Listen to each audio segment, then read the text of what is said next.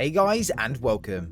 The mystery behind Atriox in Halo Infinite is huge, and just to name a few of them, how did Atriox survive? Why did he want to free the Endless? And why did he have no face paint on towards the end of the campaign? For me, as weird as it sounds, the face paint one is a huge question mark for me.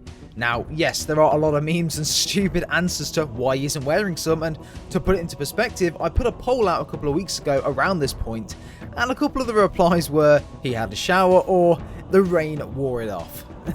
Like, come on guys, seriously. I actually think there's a greater meaning behind his face paint not being there, and I think it's subtly being hinted to us in the legendary ending of the game. Today, I want to discuss what actually happened to Atriox in the Halo Infinite campaign, and where he was throughout the entirety of it. A couple of theories about what I think we could be seeing in DLC 1, and did he time travel? If you guys do go on to enjoy this video, don't forget to drop a like and subscribe if you are brand new, and also ring that notification bell if you enjoy the content. That way you'll be notified every time a video does go live immediately. But guys, without further ado, let's go straight into this. So, starting off with what happened to Atriox in the campaign. If you guys want a full in-depth breakdown of what happened to Atriox and his backstory, I'll leave a video linked in the description down below, or a card on the screen right now. You can go over there and click onto it and watch everything that you need to know about Atriox's backstory and where he was essentially during the Halo Infinite campaign and what happened. But for now, I'll go over it very, very briefly, just so you guys have an idea. Don't forget to check the timestamps in the description to skip to whichever part of the video that you'd like to, but for everyone's perspective, I would recommend, of course, staying through it to all just to get a recap, and then we can make our theories alongside that. Before Halo Infinite, Atriox was in fact on Zeta Halo and had met with Cortana. Before she was locked down, she had full control of the ring, its defenses and her offensive systems, and for whatever reason, wanted to free the Endless. Now, we can only imagine that she knows about the Endless because she had access to the Forerunner domain, and other than this, to be honest, I've got no idea how else she could have knew about the Endless within Zeta Halo. I mean, even Despondent Pi was really confused about her knowing about it, so yeah, let me know what you think down below as to how you think Cortana knew about the Endless. I think it was the Forerunner domain, but it could be something different, so yeah, leave them down below. Cortana, and my mind has not been changed. This installation's weapons may be yours, but its secrets are not. It's protected. The containment facility in particular. Containment? The Flood? Why would I... You and I both know that there are worse things than the Flood within this ring. No. There's no way you could know.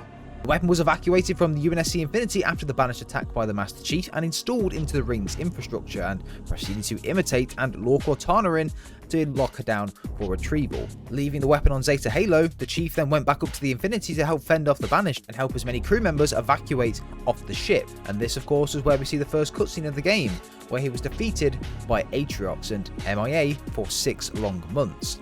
The UNSC Infinity had crash landed on the ring somewhere. We're not quite sure where at this point, but we do know that in some audio logs it was mentioned that it would crash landed on the ring, and Atriox went back to the silent auditorium to confront the locked down Cortana. Cortana realized at that point that she'd handed the motivation to Atriox to take over Zeta Halo on a plate by destroying the brute homeworld Doisak hours before their attack on the Infinity. Cortana realized that the weapon would be deleted once her lockdown mission was complete, meaning the Chief would have no way to get around the ring and no way to defeat the Banished and Atriox. So Cortana sacrificed herself to 1. Prevent the Banished from taking over the ring, and 2. So that the weapon's deletion process wouldn't complete, and that she would be by the Chief's side from the beginning until the very end, as we've seen in the campaign. But whilst destroying the ring, Atriox was in the silent auditorium with Cortana, so surely he died, right? Considering it was blown to smithereens. Well, out of absolutely nowhere, Atriox is found at the end of the campaign in the legendary ending, alive and well, but with a bit of a difference. You can actually see when you look very closely that there's scarring on his face, and you can see the impact of an explosion, which of course was as a result of the blast of the ring blowing up or exploding at the time, which was caused by Cortana. And also, the skull face paint had gone, that it had on since Halo Wars 2 all the way up until the first cutscene in Halo Infinite, but that had just vanished. Could that have been as a result of the blast as well?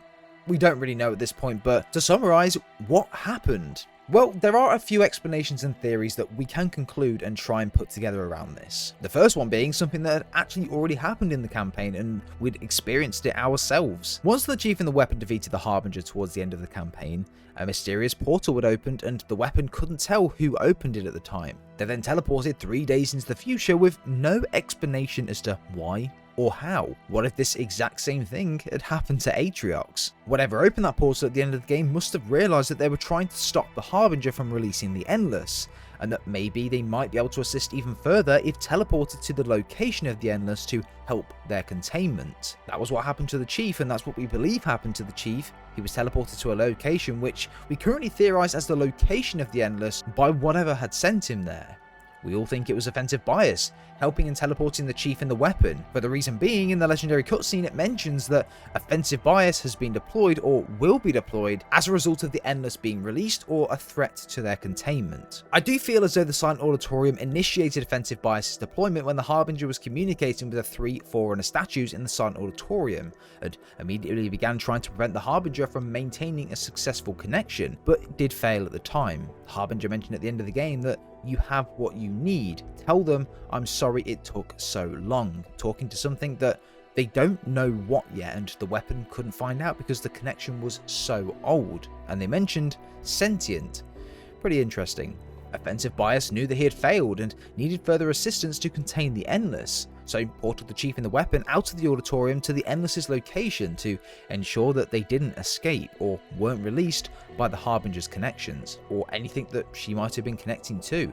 I think that when Atriox was speaking with Cortana in the Silent Auditorium, that offensive bias was also initiated as Cortana was looking for the whereabouts of the Endless whilst on the ring, and in order to prevent her from releasing them or finding out where they were, he was on standby waiting to take action. He knew that Atriox was trying to take down Cortana at the time, so maybe offensive bias thought that Atriox was the good guy at the time, similar to what he thought with Chief. It's also really important to note when thinking about this theory is that ancillars can make mistakes and misjudge characters within the lore of the game. Just look at Adjustant Resolution for the campaign, for example. We fought him twice before he realised what we were trying to do, and then he sided with us. Ancillars can make mistakes, so maybe offensive bias's judgment just wasn't very good in this situation, meaning that he thought Atriox was trying to help contain the Endless rather than actually his goal was to try and free them as well. I think offensive bias initiated a portal in the Silent Auditorium which allowed Atriox to escape, and was sent to the exact same place as the Chief and the weapon. This is where Atriox found the location of the Endless, and it's potentially where the legendary ending took place. Now there would need to be some form of structure somewhere on that part of where the Chief did land, and we don't know where that is just yet. But I do think this is maybe where we're going to see the story take place for DLC 1. Not necessarily on this part of the ring, but this may be where it starts off, where we can explore this part of the ring, and then we find some form of structure in the middle of nowhere, which could be where the Endless was, so take that into account. Also, one thing to mention, the Forerunners love to bury ancillars or different things within the desert, or a deserty location. For example, the shell of Mendicant Bias was buried in the Halo 3 arc. One massive desert. We're in a deserty location. This could be where the Endless were buried, or even parts of Mendicant Bias, or anything. We don't know at this point, but interesting to take that into account as well. I think the explosion of the ring did initially scar the face of Atriox as he was entering this portal, which is why his face is scarred and also why his face paint wore off. This would make sense and line up with what has already happened in the game, in front of our eyes, without any other crazy theories. But time travel, is that in Halo, and will it be in DLC? The Chief and the weapon was sent 3 days into the future when entering what we believe is Offensive Bias's portal.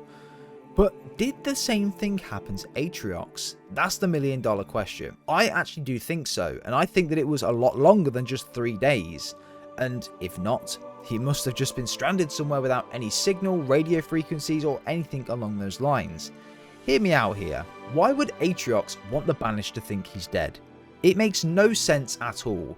The army that he's worked so hard to try and form to rise up against the Covenant and allow any faction that believed in his journey to join the Banished, even humans.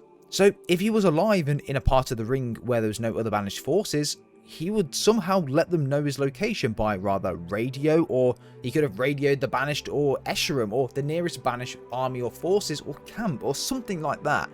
What's stopping him from doing that? So I want you guys to take a second and put this into perspective, because this will blow your mind and maybe open a couple of new avenues. Atriox was on the Ark towards the end of Halo Wars 2, and the way to free him, or the way to reunite him with Esherum, was to open the portal on Reach and allow Atriox to go through the Ark portal and then end up on Reach through that portal. Now that did happen, and that's how Esherum and Atriox reunited and how Atriox came back into the mainline story. But the question is, how did Atriox let Esherum know of his location, and how did they let him know that there was a portal on Reach that could essentially save him? Some form of communication had got to take place in this point. So you're telling me that if Atriox is still alive, he can't communicate in any way at all with Esherum or the Banished, or even try to?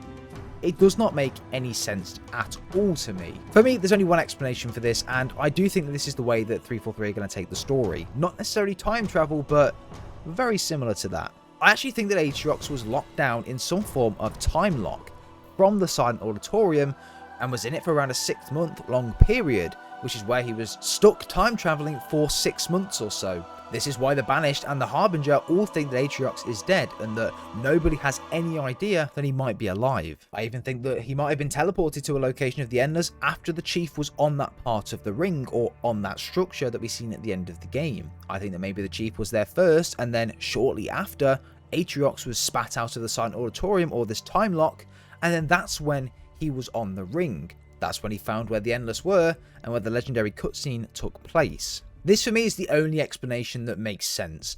I don't think Atriox was on the ring, or alive and well on the ring, or anywhere else for that matter, because if he was, he would have let the Banished know in some way or another. There is no way at all that he was just sat there on his own trying to find the Endless with no backup or anything like that. He had got to be stuck in a time lock or something for a long period of time, and it just spat him out towards the end.